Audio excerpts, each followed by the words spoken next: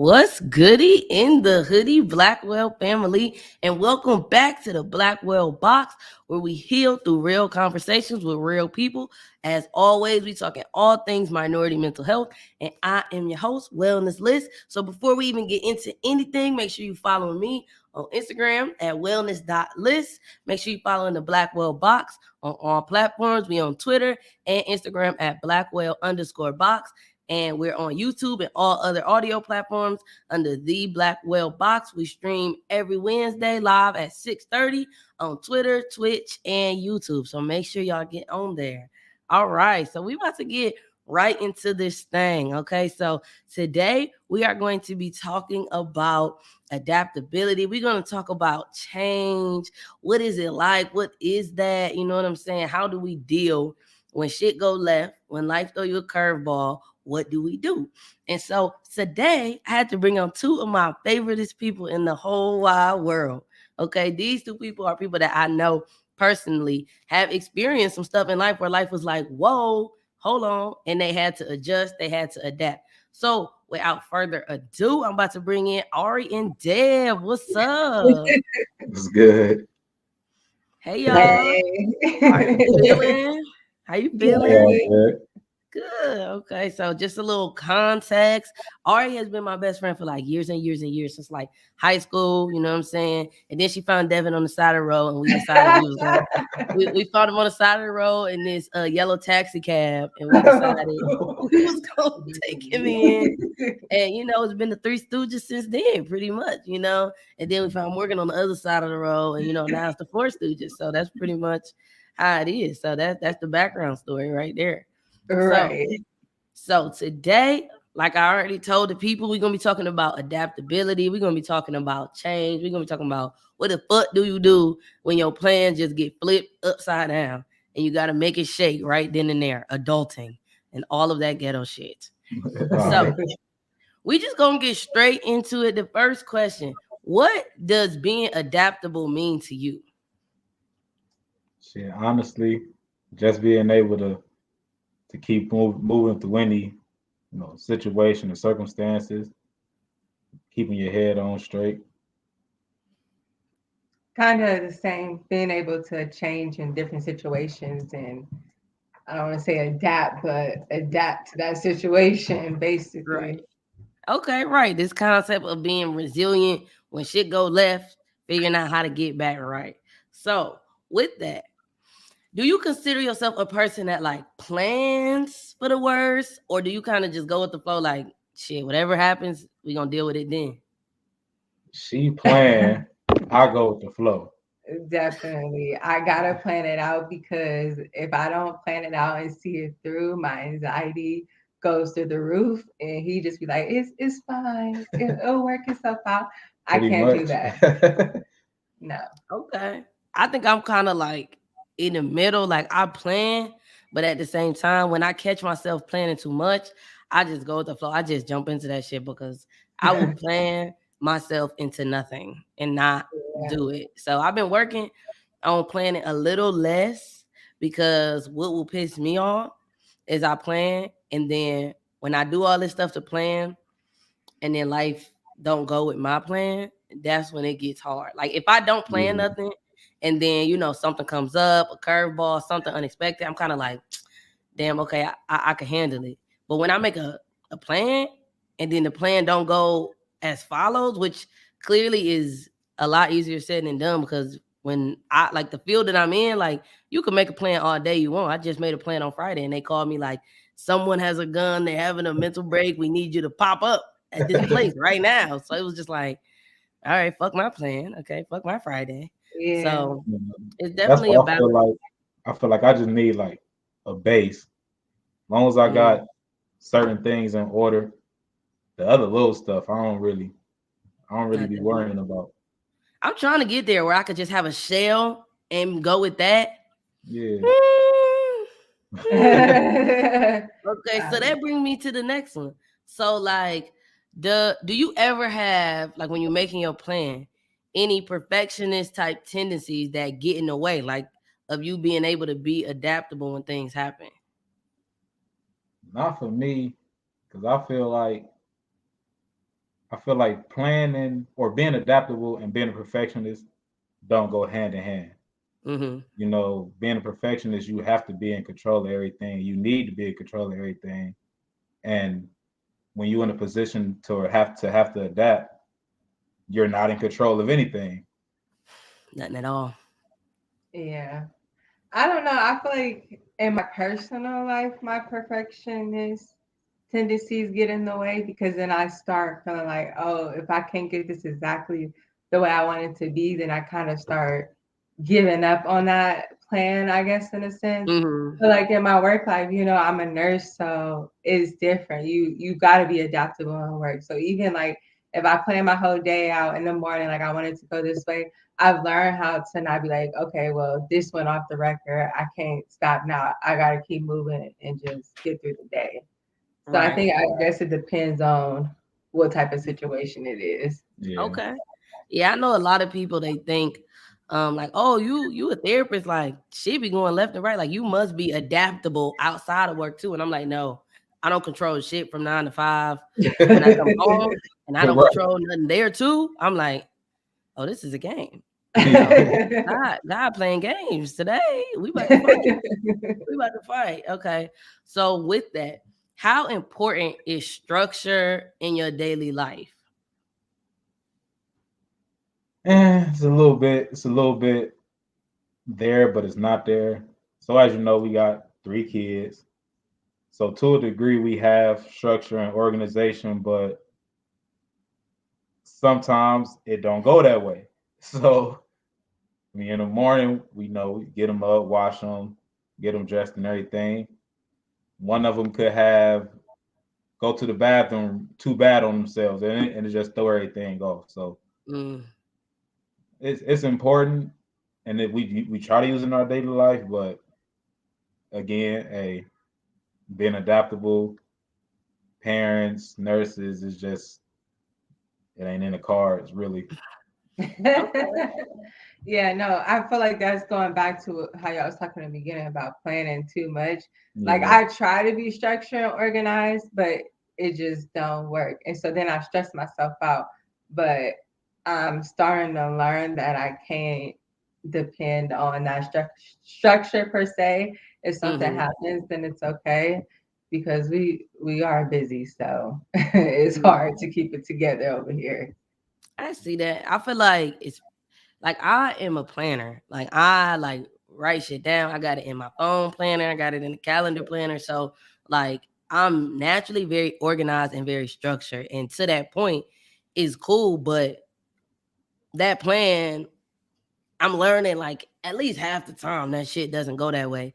So Right. it's good for me. Like I feel safe when I have that plan and that structure, but at the Mhm. Mhm. same time, it shoots me in the foot when I have that structure and I make it so rigid that when it doesn't happen that way, like if I know I'm supposed to be at work at 8 and then the dog poop on the floor and now I'm be late, like Yeah. I'm like, ah, Right. so I love having that organization and structure, but to your point, it does get difficult when you trying to plan and you put that plan on such a pedestal that when it doesn't happen now, you like, all right, I'm just gonna stay home, which is what I do. I'm like, I'm just staying home today, bro. This dog done pooped. I'm calling it sick. I can't do it. You're right. Forget the rest of the day at this point. Right. Okay. So we're gonna kind of switch gears a little bit. Okay. So Ari and Devin actually are married. If I didn't say that already, they actually are Yeah. married. So my question is, how long y'all been married? First of all, that's not the question, but 2 years. I know how long. 2 years now. Just gotta make okay. sure. So this is like the $1 million question that I think people want to know. Me, at least, inquiring You the minds want people. to know what changed when you switched from being just dating to married. Like when you put a ring on it, like what felt different, what was different, like what changes came with that. Nothing. No, I feel like it was definitely changed. I feel like for us, because we've been together for 7 years now and we had kids prior to being married, it wasn't as much of a drastic change, maybe per se, for Mm, people who just date, and then go get married. But I feel like we're still navigating as young married people. right. So the things we used to be able to do when we were just dating, we didn't have no responsibilities, has definitely changed along the way. So I think we're trying to learn how to navigate through that. I think that's different. Okay, I'll give you that. So I like, just it's not like and it's not the same. I feel like when you're dating, y'all, you always in that honeymoon phase per se. Like even when stuff get hard, you still like you're dating. And even if things get hard, it's easy for people to walk away when you're dating. yeah, It's like if you're done, you're done.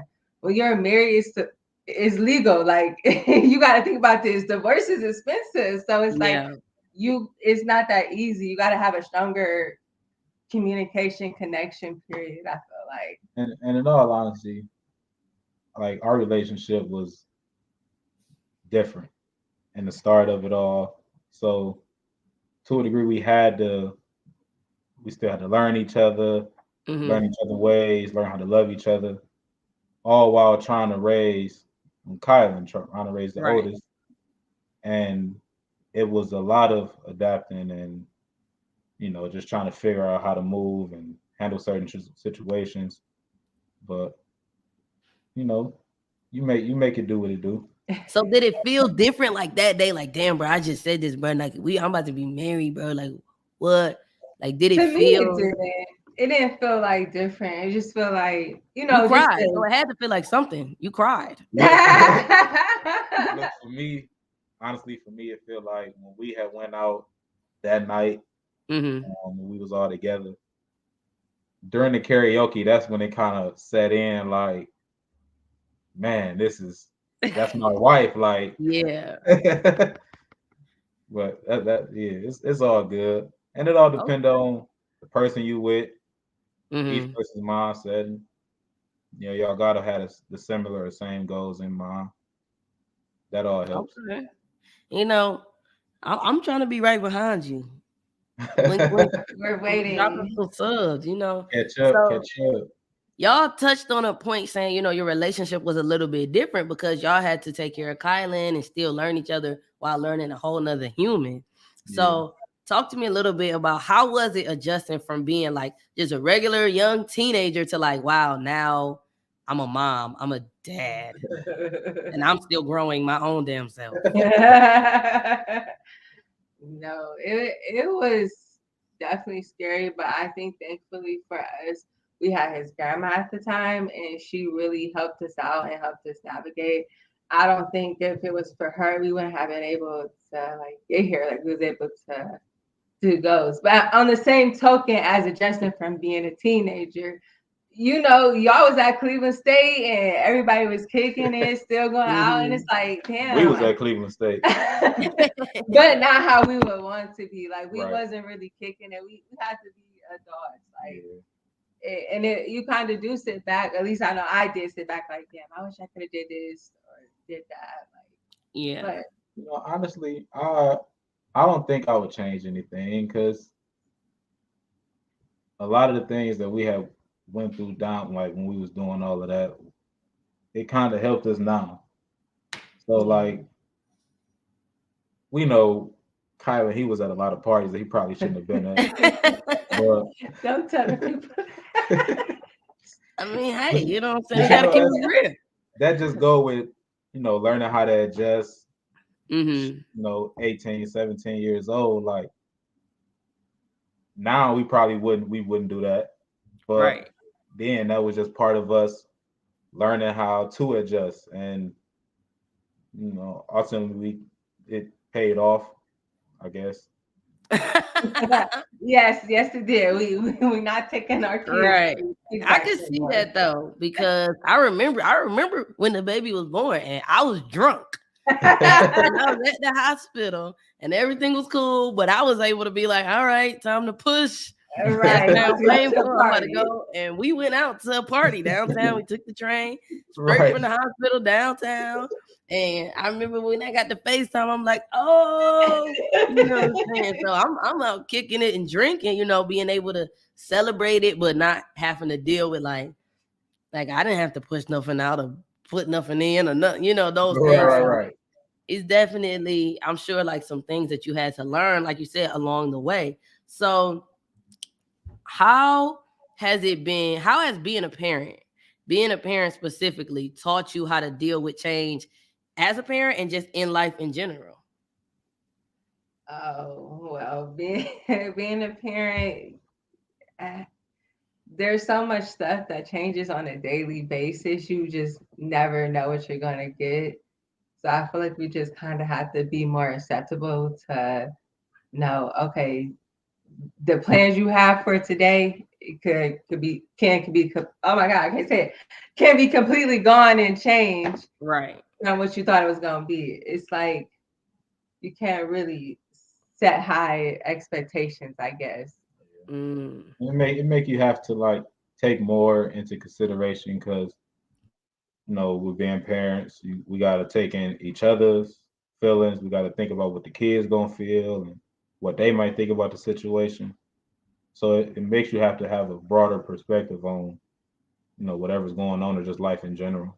that's deep. That's deep shit.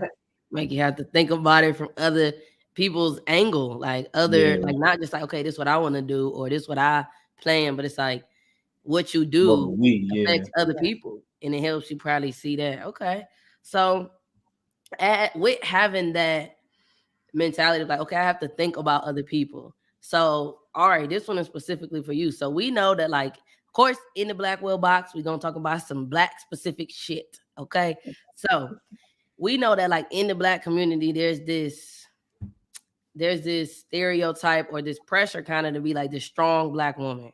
Especially I feel like when you are the mother, like taking care of the family.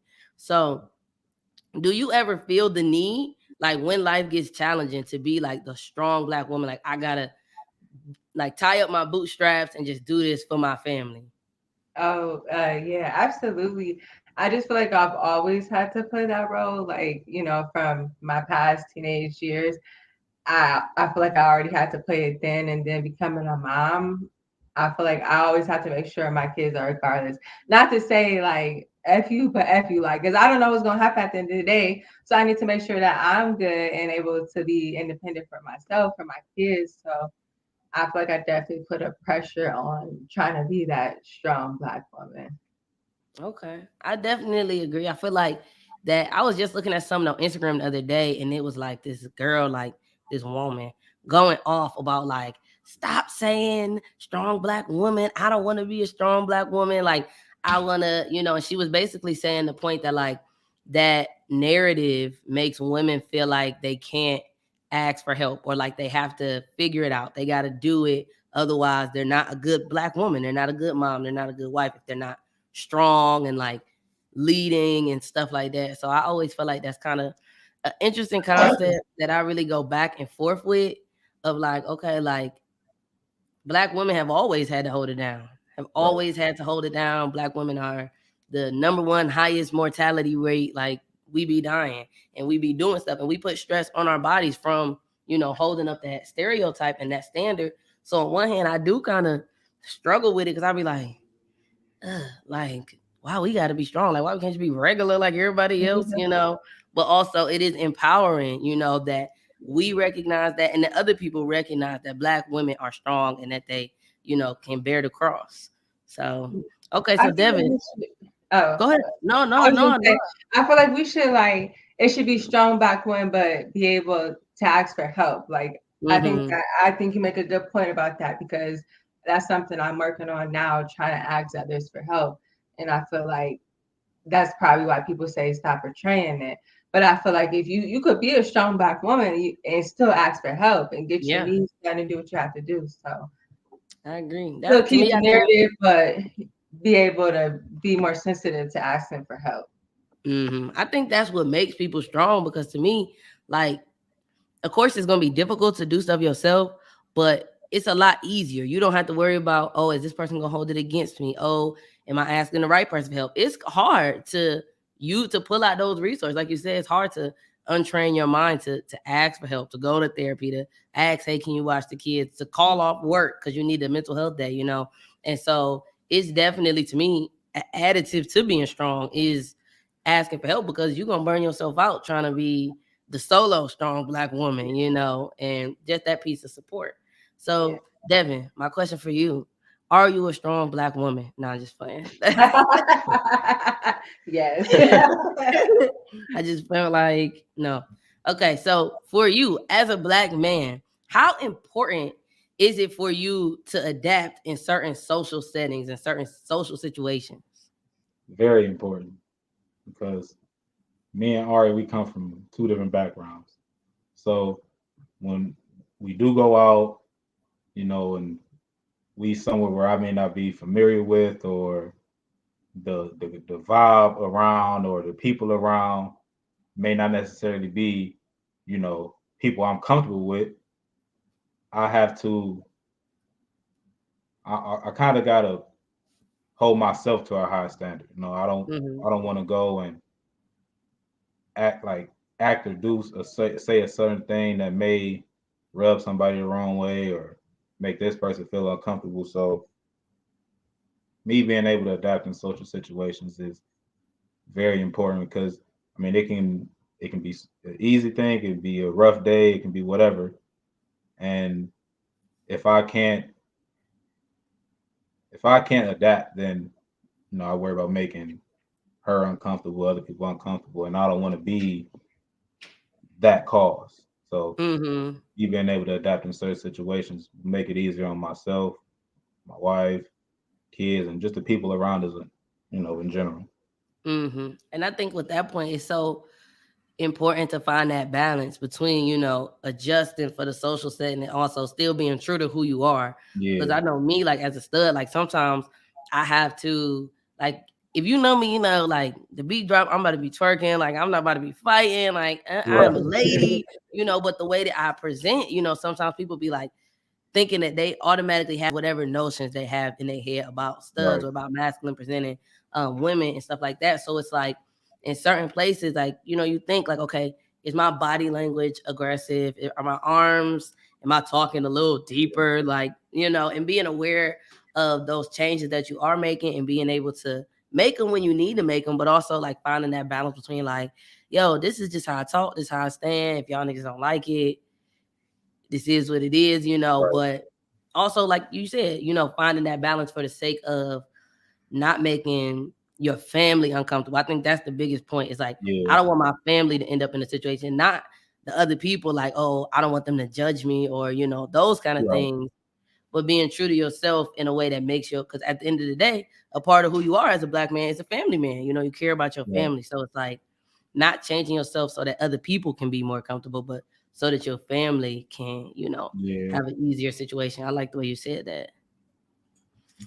Okay, so both of y'all. So how does that pressure to cope with those changes, to change your demeanor when you're in that room, how does that affect your mental health, you feel like? A lot.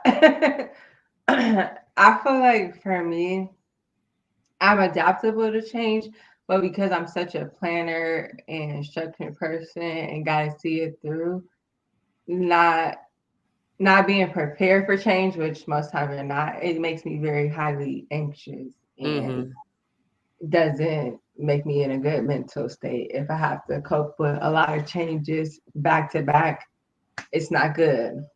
Yeah. So do you feel like that pressure to be the strong Black woman and to like be, those things, like specifically, do you feel like that affects your mental health, or is it kind of just like it is what it is because it's so ingrained at this point? I feel like both. I feel like lately I'm noticing like that it's okay to be tired. So I'm noticing that a lot of things that I used to try to do and everything that I used to try to accomplish and hold up to be that strong Black woman wasn't good. I burnt myself out. So I'm learning like that it's okay to ask for help and say, I'm not okay with this change, or can you help me adjust to this change that's happening? Mm-hmm. Because I feel like if I'm not able to do that, then I go back into that dark place, that mental, and then I'll hold it in. I won't tell people. I don't like to bother people with my anxiety or my depression state. So then it's just leading up, leading up, leading up until all of a sudden you're snapping. And that once you Yeah. snapping, it's not a good place to be. Yeah. Okay. What about you, Dev? I would say it definitely affects your mental health. Um, with you doing your wellness thing, your wellness journey, the past 7 years with Ari, I've had to take mental health more seriously, learn a little bit more about it. But even for myself, like being at work, I work where I can count on both hands on how many black people are there, and some of the white people that are there, and they have no problem with letting you know that they are not for you. Mm-hmm. So when I'm there, obviously 40 plus hours out of the week, I have to move a certain way so that I'm not being constantly dragged through the mud or looked at a certain way. And it do get to the point where I'm like, all right, I just need a day off. Like I just need a Mm-hmm. break from this. So having to, adapt to those situations, it is mentally draining. It is mentally tiring. And sometimes you just need to take a break and try to get back to yourself. For sure. I feel like code switching is exhausting as hell. Like I was just saying in the other one, like that's a big reason why I left the job I was at before, because I was getting too many white clients. And I was Yeah. like, I don't I don't like what having to make that adjustment to make them comfortable, you know what I'm saying? Or when I walk into a room and like my bosses or my supervisors are like, just like, even like I had my internship and they was like, my car got broken into and somebody stole my laptop and they was like, did you steal it? Like, what the fuck? Did I steal my Mhm. work laptop and report it? Like, and they were thinking that because I didn't file a police report, I didn't go to the police station. I'm like, black people don't, this black person at least, Right. I've never seen the inside of a police station and I will not. I don't want to die. Like, and I just having to explain to them, like I had to detail to them like the time when I like a police officer put a gun out on me, for them to be like, oh, okay, well, maybe you can call and do a police report. Like, and having to explain those things and change how you present, and dealing with them saying, oh, your emails are aggressive and whatever, so that code switching piece is definitely, I can attest, it's definitely very mentally exhausting, to the point that I was like, I'm gonna go to the blackest city I could find on Google. Real. Here lies Atlanta. Pilgrims are exhausting, man.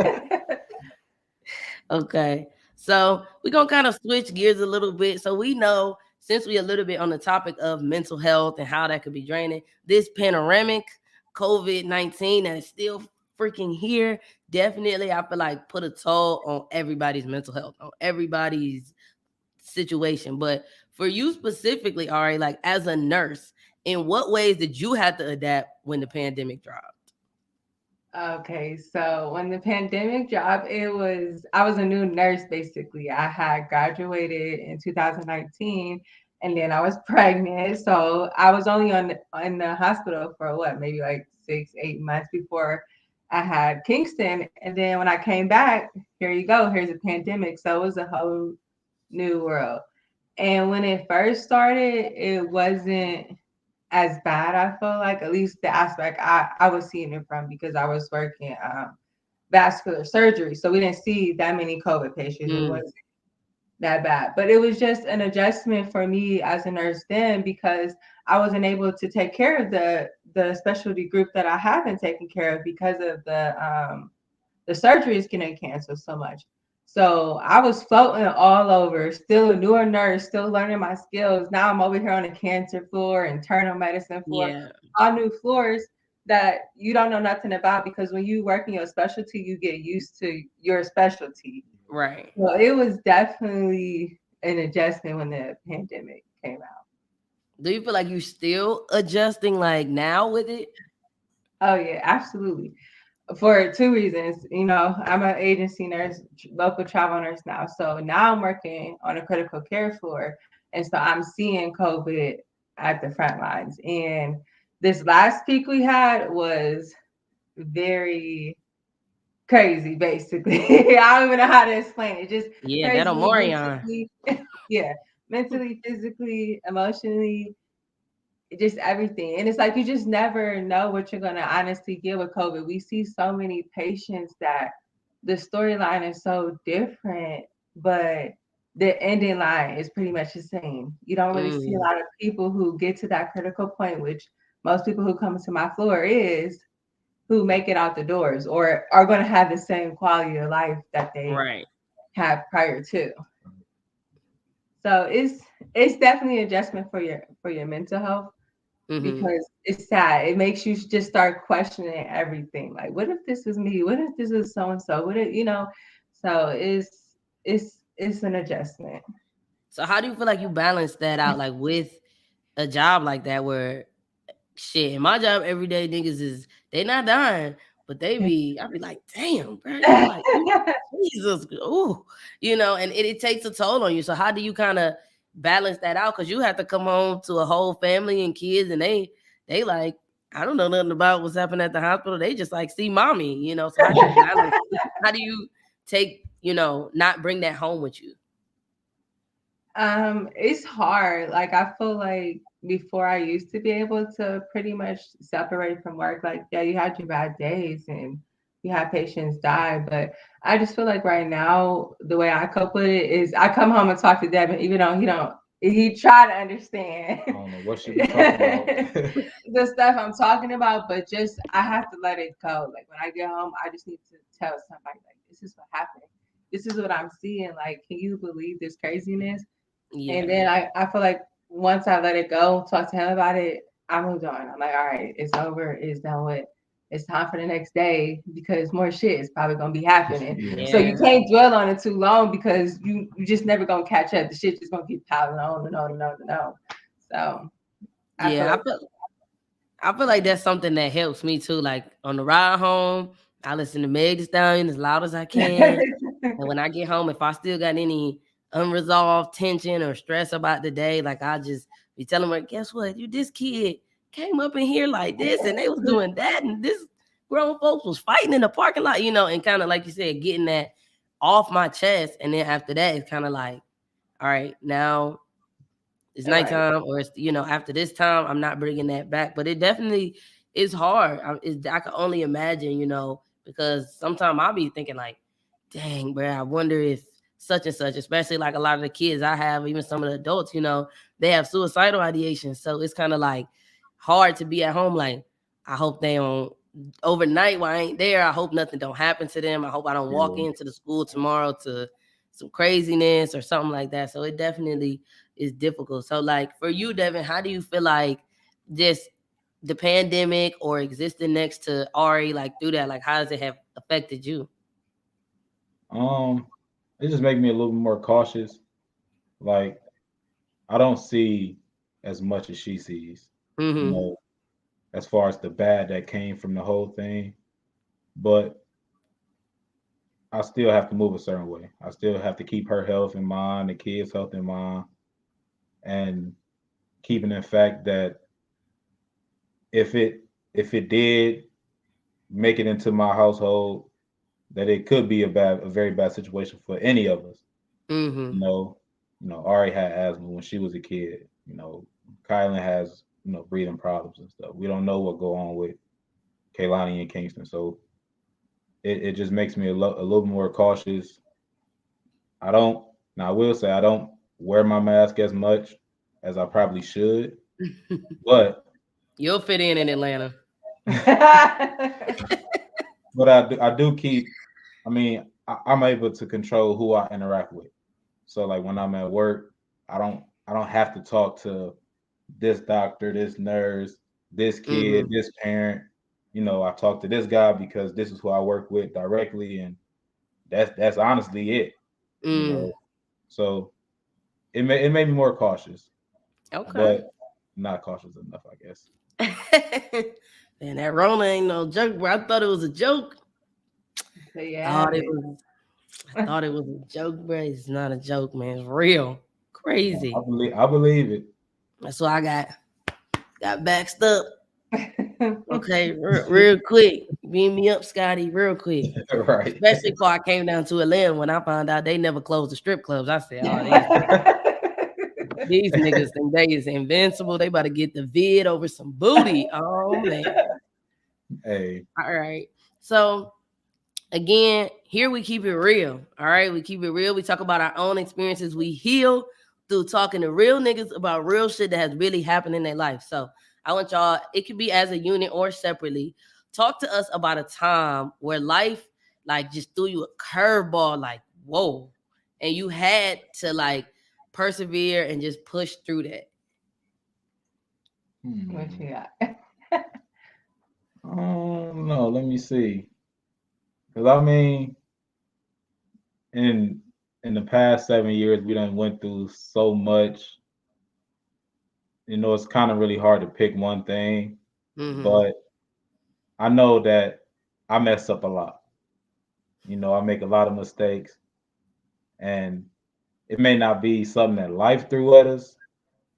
It may be something that So may you have throwing been, the curveballs. yeah, you So feel you me? throwing the curveballs at life. But Oh, but interesting. with Life got to deal with me, nigga. in a way, but no, through it all, her faith in me, her faith in us, you feel me? It never wavers. The love is always the same. She always got my back. I always got her back. And honestly, any curveball that life do throw at us or have, it ain't gonna do nothing but make us stronger. Mm. She reminds me a lot of the vows we took for better or for worse, and we plan on dying by those. So Way to dodge the question. I like how you did that there. I like, That's the question all the way. I like Well, how if you we did want to talk the about curveballs, I guess if Devin, we, hold on. oh, Devin, come on into the Blackwell box, man. You getting more and more out the way. We want to see I, you. you know, We want to see you, beautiful. All right, there we go. okay. So if we're talking about relationship wise curveball, I think the biggest curveball we just had was what a couple months ago, when I got my stuff and I left because I thought I was done. Um, and I really was done at that point and Mm-hmm. wanted to leave. But the reason why I stayed was because of our family. Obviously, I wanted to work. We're married. We have kids. But I also took a lot of what's the word I'm looking for? Key points about myself, I guess. I took key Yeah. points about myself that I wanted to work on to make our relationship better, while also holding him up to this is the standards that I want. And if we Right. can't get past this, then it's not gonna be no more of us. And I feel like it actually really helped our relationship. Like we're learning how to communication was a big one yeah, for both of us. And I Mm-hmm. feel like we're able to work on that together now and actually understanding each other when we communicate. If you Okay. want to talk about a personal curveball, the I the will relationship say the relationship was enough. I okay, but I mean, you could share. We're open. We're listening. I feel like my biggest curveball, honestly, in life was being a teen mom, getting pregnant, how Mm, young I was, and y'all both know my family dynamic at the time was shitty. Like I was basically homeless if I didn't move in with Devin at the time. mm-hmm. Um, but it definitely made me stronger. I feel like I had to be able to provide for my son. And I never wanted to be a teen mom statistic. He Yeah. used to be so mad at me because I was too prideful at a point because I just never wanted to be like so many people said so many negative things to me when I found out I Mm, was pregnant, like how you wouldn't make it and stuff. yeah. So I never wanted to be part of that. Oh, you want food stamps? Oh, you do this. Oh, so Right. But I never received none of that. Like as a man on that on my side of that whole thing, I never seen that. So it was at Mm, that time it was hard for me to even fully understand what she was trying to do or where she was trying to get us to be at. But we don't have some time now, like she said, talk about it and having a different perspective on it. I understand a little bit, a lot more actually. So okay, that's good. I feel like for me, one of the biggest curveballs was when my grandma passed. Like when I was in undergrad, and at that time, like it was like all the curveballs came at once. Like when my grandma passed, and then I fell out with my whole dad's side of the family. Fell out with like my best friends that was at the time that I was really close with. The relationship was full of shit, like sneaking and fucking off on another nigga. So it was like curveball, like the life was a curveball, in Yeah. that moment. And so even still having to balance like college, and then I was living with my grandma at the time. So I had to figure out where to live. Girl, they changed the locks on me. I just came there one day and they had just changed the locks on me. So, in that, I think that was one of the biggest curveball situations because so much was happening at that same time and that spiraled from that situation. And I really had to just rip the band-aid off. I had to just separate myself from anybody who I felt like was adding to the stress that I already had for grieving and college and Yeah. getting kicked out my internship and just all of the things, that I had was going through at that time. And especially for me, because I was actually out of town. Like I lived there, but I was out of town when she had passed. And so they called me when I was out of town. It was like, yeah, she gone. So that curveball started probably like then and just kind of kept trickling. So for me, like I said, just having to separate and be like, okay, you know what? I'm about to just get a new apartment. I'm about to just not talk to my family if they stressing me out. I'm about to cut off these friends if they not helping me during this hard time. And like you said, just sit with myself and say, okay, what can I do to pull myself out of there? And I think those kind of situations, they so powerful because they show you who you are. They show you the parts of yourself where you like, yeah, I know I could get through stuff, but after you actually do, you like, oh, I'm a beast. Like, and especially to your point, when you start having kids and stuff too, it's like, oh, I done been through.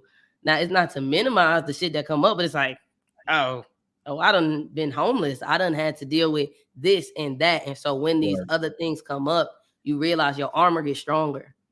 And so it's easier to be adaptable when these other things come because you go through something so traumatic and just it forces you. Sometimes life really Yeah. forces you to just like deal with it, sit in an uncomfortable situation and like get comfortable with change, which is like crazy. Like, because But before it all that, makes you strong though.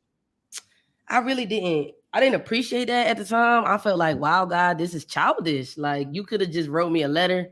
You could have put a little ribbon in the sky and said, Alyssa, Right. take some time to yourself. You ain't have to. You ain't have to kill Right. nobody, grandma. You ain't have to put nobody out the house or nothing. Like that was a bit extreme. But when you look back, like I said, you learn how strong you are and you learn how to be more adaptable in the next situation. Yeah. So here on the Blackwell box is, of course, y'all done gave some gems, y'all. I appreciate all that y'all have shared, like about y'all personal selves. And so I got one more question. We always want to make sure that we give people something like crystal clear, tangible that they could walk away with and say, okay, damn, I got something out of that. So the last question, of course, we'll all answer it. What advice do you have for people who want to improve on being adaptable or able to like be resilient through change? I'll go first. I'll just say keep an open perspective, open outlook, and try your hardest just to stay focused on what it is that you're trying to do and where you're trying to go. Yeah. I guess. What? Okay, you go. I gotta think about it some more. Go. All right, I got you. I know I be dropping bombs. Like people really don't be knowing what questions. They be like afterwards, I always hop on the mic, and talk to the people like, how did you feel about the interview? They be like, damn, I wish I had no questions before. So I could have known you was gonna do that like that. But I feel like for me, the biggest advice that I would give to anybody is actually something Morgan just recently told me, is just controlling the controllables. And so whenever something gets stressful for me or uncomfortable, whether it's like a change in situation or what, I always like recite the serenity prayer, which is God give me the strength, to go through the things that are difficult, you know what I'm saying? And the wisdom to be able to tell, like, basically understanding like there's some things I can control, there's some things I can't control, and really giving energy to the things that I can control, because you will burn yourself out trying to be so focused, trying to focus on like, oh, okay, well, this is something that happened in the situation. This is a drastic change. This is a curveball, and you focusing on a curveball that already happened that you can't do nothing about is going to burn you out when you could really be putting that energy, okay, how do I resolve it? So I feel Yeah. like the biggest, piece of advice for me is just letting people know that focus on what you can control. And when life throws you like shit, when life gives you lemons, sit in that. Like, I think a lot of times we are so quick to be like, okay, I gotta be adaptable. I gotta be okay with this. I gotta not let it get to me. Like, no, sit in that shit, cry, be angry, leave, like Yeah, do all those things that you have to do, because if you don't, they're gonna creep back up. Eventually they're gonna come back in, and it's gonna like still continue to affect you later down the line. You get your armor to be stronger when you sit in that and you allow yourself to really go through the ugly shit and then yeah, be able to be adaptable and push through it. Like, to me, that's what being resilient is. It's not going around it, it's not going over it. It's literally pushing through that shit. Like the ugly parts to get to the cute part. So I think that's the biggest thing for me. Yeah. Okay, it was back to me yeah. already. You had time now. No, I would just say keep an open eye, I guess. Like, kind of piggyback off what you guys say, know that things are not going to go exactly how you planned it, no matter how much you plan it, and just kind of ride the wave, basically, to Okay. achieve the goal situation, whatever it might be that the change is. Go with the And flow. yeah. I like that. Ride the wave. Or ride, my mom say ride the middle. So you don't expect too much, you don't expect too Oh, little, you ride the middle. okay. I like that. Ride in the Yeah. middle. Like, you know what? I'm about to ride in the middle. Okay. So thank you so much for, like I said, for coming into the Blackwell Box, sharing your Black experience, being here with the people. We are all a family, so we love to expand our family and get down and dirty and talk about what we have been through, how we have healed through that. And the only way we do that is from sharing it with each other, sharing our experiences and normalizing that, hey, this is some shit I went through. This is how I got through it. And hoping that it can help each other, at the very least know people aren't alone and that you can get through the shit that you go through, because we all are. Yeah, So before we go, make sure that you are following me on Instagram. Again, wellness.list. Make sure you're following the Blackwell Box on all platforms. Blackwell_box on Twitter and Instagram, and the Blackwell Box on YouTube and all other streaming platforms. I'm gonna keep shouting this out because I think this is lit. If you got an Alexa at your house, go ahead and tell that hoe to stream the Blackwell Box podcast, and you're gonna hear what's goody in the motherfucking hoodie. Okay. So don't say you couldn't find it, because if you got an Alexa, you could find it and you could stream it. We on there. All right, we that's what's outside. up. So make sure, go ahead. Y'all can shout out y'all Instagrams too, so that people could find you. If you are watching it video, it'll be beneath here. Oh, and the audio, it'll be in the description. But go ahead and say it out loud. You can follow me on Instagram at Pics with Ari. And me, yeah, boy. That's with 4 A's. Niggas. All right. But thank y'all again so much for coming. To everybody that's watching, thank you for being in the Blackwell Box with us. For those who are listening, thank you for tuning in. And make sure you guys are back next week. Okay. Make sure that you stay Black, stay blessed, stay beautiful. And most importantly, make sure that you stay well. Peace.